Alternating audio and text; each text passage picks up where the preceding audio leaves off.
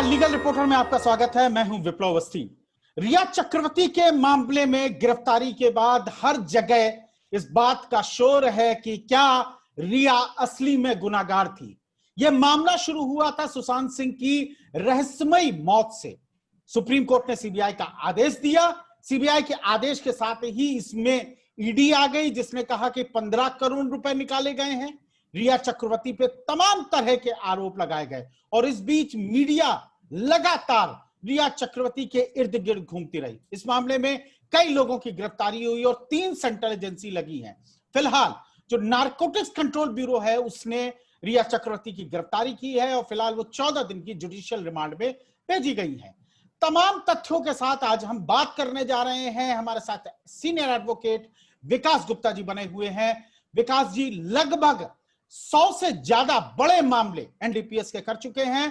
NDPS के मामले में एक बेहतर बड़े वकील माने जाते हैं और इन्हीं से हम जानेंगे आखिर जो रिया चक्रवर्ती का मामला है वो इस कानून के अंतर्गत कैसे बैठेगा।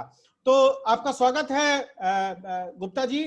मेरा पहला प्रश्न आपको होगा कि जनता के सामने और जनता की नजर में सबसे पहले तो आप इस कानून को बताइए जो महत्वपूर्ण हो जाता है। स्मॉल, मीडियम और हाई क्वांटिटी जो ड्रग्स की होती है उसका इस कानून में क्या जिक्र है और उसका क्या मतलब होता है जी। देखिए विप्लव जी, आपको पता है कि 1985 में ये कानून बना और उससे पहले जो सजा के प्रावधान थे वो इतने पर्याप्त नहीं थे और पूरे इंटरनेशनल कम्युनिटी में ये बात आई कि ड्रग्स एक इतना बड़ा मेनेंस है जो युवा को हर देश में पूरे विश्व में खोखला कर रहा है और इससे खाली मानव जाति को ही नहीं पूरी इकोनॉमिक्स को भी फर्क पड़ रहा है जी। तो इस स्टेटमेंट और ऑब्जेक्ट की में अगर आप जाएंगे, मैं ज्यादा विस्तार में तो नहीं जाऊंगा क्योंकि उतना समय नहीं रहेगा, तो स्टेटमेंट और ऑब्जेक्ट में इस मेनेंस को खत्म करने के प्रावधान किए और ये लाया गया, समझा गया कि इस पूरे कानून को 3 श्रेणियों में बांटा गया। एक जिसे हम कहते हैं स्मॉल क्वांटिटी, दूसरा हम कहते हैं इंटरमीडिएट क्वांटिटी जो स्मॉल क्वांटिटी से ज्यादा होता है लेकिन कमर्शियल क्वांटिटी से कम होता है, और एक होता है कमर्शियल क्वांटिटी। इस एक्ट में एक शेड्यूल दिया हुआ है जिसमें 150 पौने 200 ड्रग्स हैं, जिसमें स्मॉल, इंटरमीडिएट और कमर्शियल क्वांटिटीज हर ड्रग के अलग अलग है। कि मैं अगर गांजा को लूंगा तो जिसकी स्मॉल क्वांटिटी 1 केजी है और कमर्शियल क्वांटिटी 25 केजी है। अगर मैं हेरोइन पे जाऊंगा तो उसकी कमर्शियल क्वांटिटी 250 ग्राम है। तो डिपेंड कि कौन कितनी हार्ड ड्रग है, क्योंकि आप ये समझेंगे विप्लव जी कि जो हार्ड ड्रग्स हैं, कोकेन है, हेरोइन है, ये या तो 7 समुंदर पार लैटिन अमेरिका से हिंदुस्तान में आती हैं या अफगानिस्तान से पाकिस्तान के रास्ते से आती हैं। जो हमारा गांजा वगैरह है ये और ओपियम है, ये हमारे कुछ राज्यों में जैसे हिमाचल हुआ, मध्य प्रदेश हुआ, आप खुद इतना अनुभव रखते हैं, आपने पटियाला हाउस को इतने सालों से कवर किया, तो ये ड्रग्स वहां पे उगाई जाती हैं। और मुंबई में ड्रग्स कहीं बनती नहीं है, या तो ट्रांस बॉर्डर से आती हैं या देश के विभिन्न राज्यों से आती हैं। तो इस तरह से सजा का प्रावधान है कि स्मॉल क्वांटिटी में 6 महीने तक की सजा, इंटरमीडिएट क्वांटिटी में 10 साल तक की सजा, और जो कमर्शियल क्वांटिटी है उसमें मिनिमम सजा 10 साल है। लेकिन एक बात और बड़ी गौर करने वाली बात विप्लव जी ये है कि क्या कंज्यूमर को इस एक्ट ने प्रोटेक्ट किया, क्योंकि अगर आप मिनिस्ट्री ऑफ सोशल जस्टिस की वेबसाइट पे जाएंगे तो 2 से 4 करोड़ लोग हैं जो लाइट ड्रग्स का अलग अलग जगहों पे सेवन करते हैं, इस्तेमाल करते हैं। सिर्फ ये कह देना या मान लेना विप्लव जी, आप भी जानते हैं, आप इतने वरिष्ठ पत्रकार हैं कि ये सिर्फ बॉलीवुड तक सीमित नहीं है। कॉर्पोरेट वर्ल्ड हो, स्कूल हो, कॉलेजेस हो, marijuana का प्रचलन बहुत ज्यादा है और हर जगह है।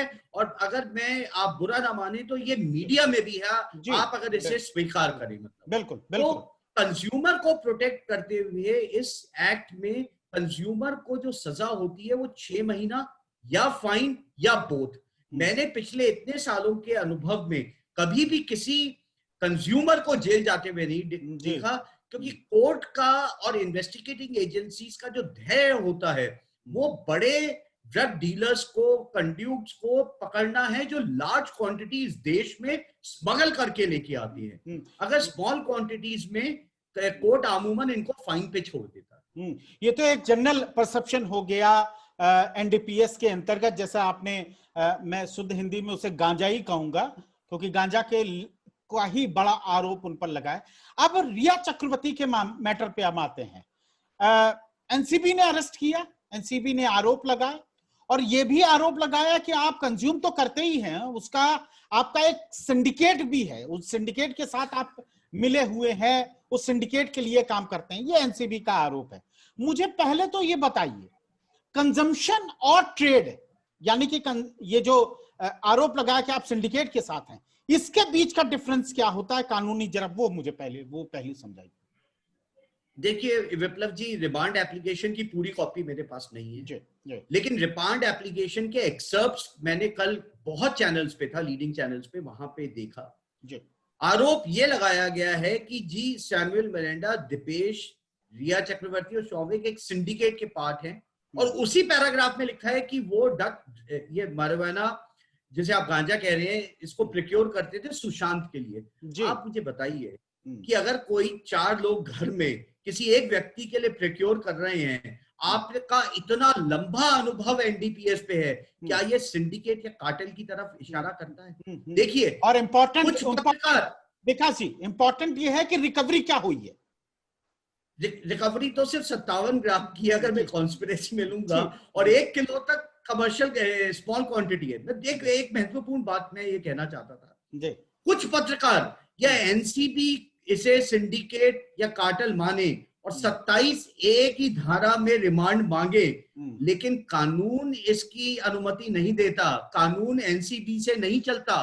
कोर्ट का अपना एक विवेक है, और कोर्ट के पास 2 चीजें सामने आती हैं, एक आता है स्टैट्यूट और एक दूसरा आता है जजमेंट लॉ, कि जजेस ने क्या कानून इस देश में बनाया है, और साथ ही साथ जो सब्सटेंटिव लॉ है, जो एनडीपीएस का एक एक्ट है, क्या वो घर में रहने वाले 4 लोग अपनी पर्सनल, मैं अगर डेविल एडवोकेट भी मान लूं कि चारों अपने लिए भी प्रिक्योर करते थे और सुशांत के लिए भी प्रिक्योर करते थे, तो ये सिंडिकेट या कार्टेल का मामला नहीं है। मुझे बहुत दुख हो रहा है विप्लव जी, इतने सालों के अनुभव के बाद, कि एनसीबी जैसी एक सेंट्रल एजेंसी 4 घर में रहने वाले लोगों के प्रिक्योरमेंट को एक सिंडिकेट या कार्टेल का रूप रिमांड एप्लीकेशन में देने की कोशिश कर रहा है, जबकि फिलहाल उनके पास प्राइमा फेसाई इसके कोई एविडेंस नहीं है कि वो किसी बड़े सिंडिकेट रैकेट से जुड़े हुए थे। आप ये कहना चाह रहे हैं? बिल्कुल बिल्कुल बिल्कुल जी। अच्छा, मुझे अब ये बताइए, चूंकि आप एनडीपीएस के तमाम मामले, आपने सैकड़ों मामले हाई कोर्ट और सुप्रीम कोर्ट में किए, मुझे यह बताइए, एनसीबी जो लगातार दावा कर रही है, रिया चक्रवर्ती और तमाम जो आपने एक्यूज के अभी खुद नाम लिए, मैं सबके नाम नहीं लूंगा, कितना मुश्किल है इस केस को साबित करना बतौर वकील? जी देखिए विप्लव जी, आपको पता है कि डीआरआई और एनसीबी एक ऐसे सेंट्रल एजेंसीज हैं जिनका गठन देश में बढ़ती हुई ड्रग्स को रोकने के लिए किया गया। जितने एनसीबी के मैटर्स होते हैं, आपने देखा होगा दिल्ली में पटियाला हाउस में, हाई कोर्ट में, उतने ही डायरेक्टरेट रेवेन्यू इंटेलिजेंस भी ड्रग्स के मामलों के साथ साथ गोल्ड और बाकी स्मगलिंग को भी देखता है। लेकिन ये दोनों सेंट्रल एजेंसीज का गठन ड्रग्स के मिनेंस को रोकने के लिए है। और ऐसा नहीं है कि, मैं एक चीज और ऐड करना चाहता हूं कि मैं ज्यादा अरेस्ट को ज्यादा मानता नहीं हूं, क्योंकि अरेस्ट होने के बाद कितने केसेस एनसीबी और डीआरआई के धराशायी होते हुए हमने पटियाला हाउस के और कोर्टों में देखे, और आप भी इसके साक्षी रहे हैं। तो खाली अरेस्ट हो जाना या उनका, तो मुझे लगता है कि जो सेक्शंस में इन्होंने कल रिमांड मांगी, 27A विप्लव जी, हमने देखा है जो कोरियर्स 5-5, 10-10 किलो हेरोइन के साथ भी पकड़े गए हैं, उनपे कभी भी 27A की धारा नहीं लगाई गई है। और दूसरी बात, 29 की जो धारा है, 29 की धारा ये होती है कि कॉन्स्पिरेसी में जो सब्सटेंटिव ऑफेंस आपने किया है वही कॉन्स्पिरेसी में लगेगा। तो सब्सटेंटिव ऑफेंस इन्होंने 20B लगाया है, जो एक इंटरमीडिएट क्वांटिटी है। लेकिन जो भी, अगर मैं इनके कन्फेशनल स्टेटमेंट को मान भी लूं आज, ये बाद में मुझे मालूम है रिट्रैक्शन हो जाएगी, और रिट्रैक्टेड स्टेटमेंट कोई सब्सटेंटिव पीस ऑफ एविडेंस नहीं होता, ये आपको पता है। प्रोसिक्यूशन को अपना केस साबित करना होता है। और एक और महत्वपूर्ण बात मैं आपको बताना चाहता हूं कि जो कई वकीलों ने आकर के चैनल्स पे या रिपोर्टर्स ने रिपोर्टिंग करी कि एनडीपीएस में ओनर्स अक्यूज पे शिफ्ट हो जाता है, वो सेक्शन 54 जो कल्पेबिलिटी है, वो ओनर्स तब विप्लव जी शिफ्ट होता है जब पोजेशन होता है। बिना पोजेशन के 54 की एप्लीकेबिलिटी नहीं होती और आपको प्रोसिक्यूशन को जो एक नॉर्मल केस में बियॉन्ड रीजनेबल डाउट प्रूव करना होता है, वो प्रूव होता है। एक बात ये भी उठती है कि जी 67 के बेसिस पे आपको सजा हो सकती है, तो सुप्रीम कोर्ट नूर आगा में साफ कहती है कि आप रिट्रैक्टेड कन्फेशनल स्टेटमेंट के बेसिस पे कन्विक्शन नहीं कर सकते। आपको पूरी चेन ऑफ जो इवेंट्स है वो कोलैबोरेशन साबित करना पड़ेगा, साबित करनी पड़ेगी, और तो उसी का नहीं लगता वही मेजर पार्ट होगा आपका चार्जशीट का।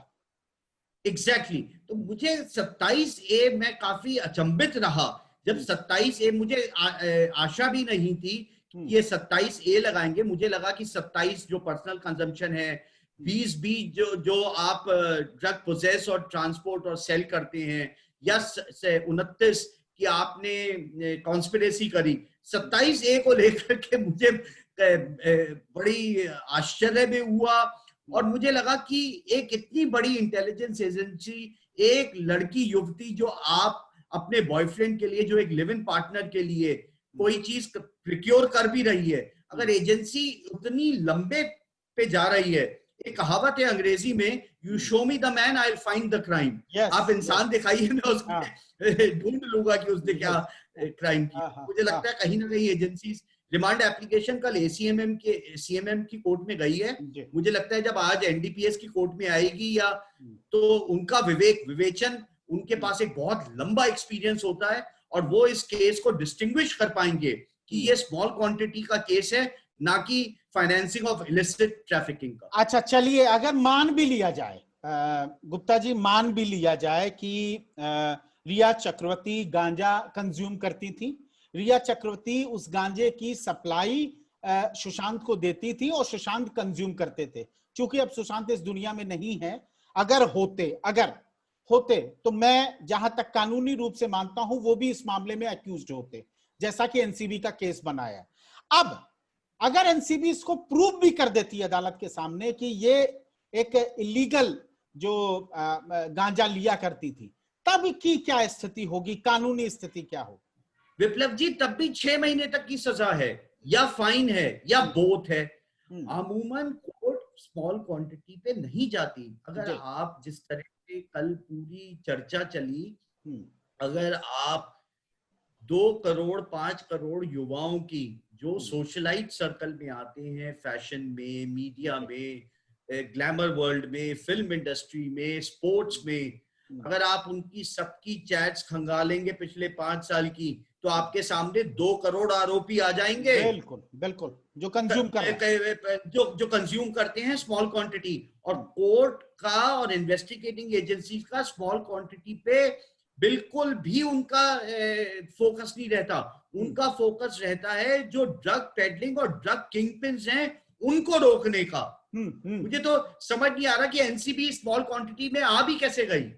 बिल्कुल सही। और मैं आपको बचपन बचाओ आंदोलन की उस केस की तरफ ले जाऊंगा जहां बचपन बचाओ आंदोलन ने बाकायदा एफिडेविट फाइल करके देश भर के सर्वे किया था, जिसमें बच्चों में किस तरह का, युवाओं में, महिलाओं में किस तरह की नशे की आदत है, और उनकी संख्या हजारों में थी।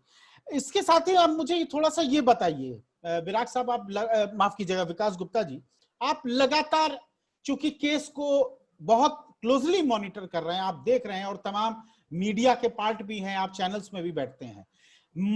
सुशांत सिंह मौत जो संदेहास्पद परिस्थितियों में मीडिया उसको हत्या कह रहा है, मुझे अभी फिलहाल हत्या कहने में गुरेज है, इसलिए क्योंकि परिस्थिति जन्य साक्ष्य और तमाम ऐसी कोई एविडेंस नहीं आए हैं जो ये प्रूव कर सके प्राइमा फेसाई भी कि उसकी हत्या हुई है। संदेहास्पद मृत्यु जरूर मैं कह सकता हूं कि वो उसकी जांच होनी चाहिए। आपको लगता है इस केस को कहीं ना कहीं एक मीडिया का एक बड़ा दबाव होने के कारण जहां मौत की जांच होनी थी वो जांच एनसीबी तक चली आई? देखिए विप्लव जी, जब पहली बार एफआईआर हुई बिहार में, उसमें 2 आरोप लगे जी। एक लगा ब्रीच ऑफ ट्रस्ट और चीटिंग का, और दूसरा लगा अबेटमेंट टू सुसाइड का। हाँ, और आपको याद होगा कि पिता की तरफ से जो एफआईआर, तुरंत उसके बाद ईडी ने अपनी आरसी रजिस्टर करी। आपको पता है इन केसेस में आरसी रजिस्टर करते हैं, जिसे हम एफआईआर बोलते हैं। बिल्कुल बिल्कुल। वो रजिस्टर करके आज ईडी को 40-45 दिन इन्वेस्टिगेशन करते हुए हो गए।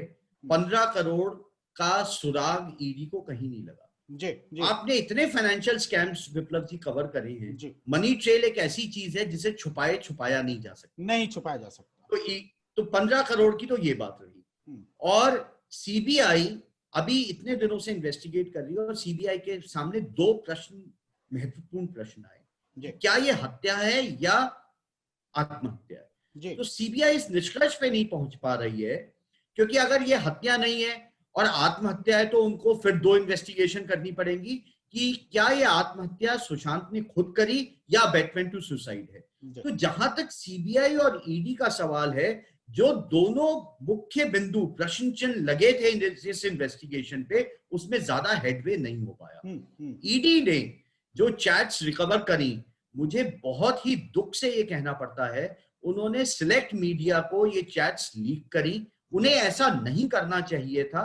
उन्हें ये चैट्स अमूमन तौर पे स्टेट की पुलिस को देना चाहिए था, जो स्मॉल क्वांटिटीज में इन्वेस्टिगेट करते हैं। माना कि आपको मुंबई पुलिस पे विश्वास नहीं था, आपने एनसीबी को दे दिया, लेकिन मैं व्यक्तिगत रूप से, और मुझे लगता है कहीं ना कहीं आगे जाकर के कोर्ट भी इस बात को विचार करेगा कि जो ईडी ने सिलेक्ट मीडिया को ये चैट्स लीक करी, तो क्या ये कहीं ना कहीं इन्वेस्टिगेशन को प्रभावित करने की, उसे डिरेल करने की या रिया को डिफेम करने की एक साजिश थी। मुझे लगता है कि कोर्ट इस बात पे टिप्पणी अवश्य करेगा।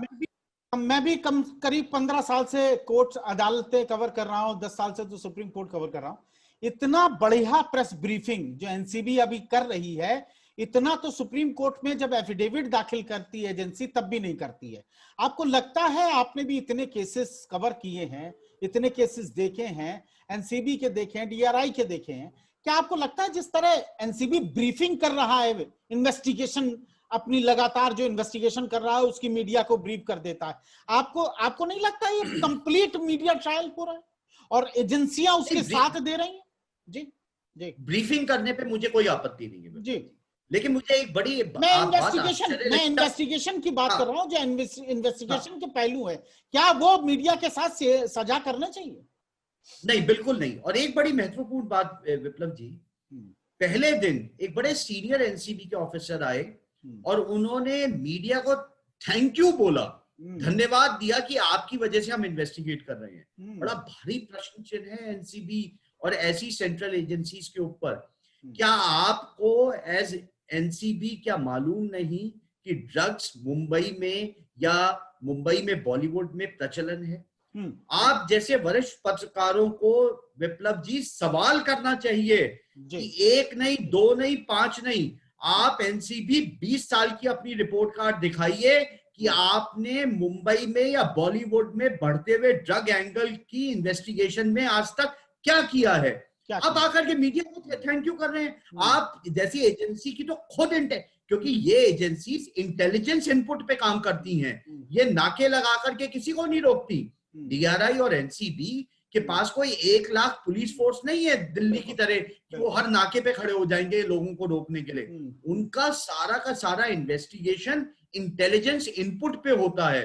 तो 20 साल की रिपोर्ट कार्ड एनसीबी से मांगनी चाहिए कि आपने बॉलीवुड में बढ़ते हुए ड्रग एंगल पे आज तक क्या काम किया है, क्या काम किया, और क्या काम इसके साथ ही किया कि आपने जो बड़े ड्रग रैकेट चलाते थे, सिंडिकेट चलाते थे, उनको कितना बस्ट करने में आप कोई सफलता पाए। हालांकि मुझे इस तरह की कोई रिपोर्ट नहीं मिली है।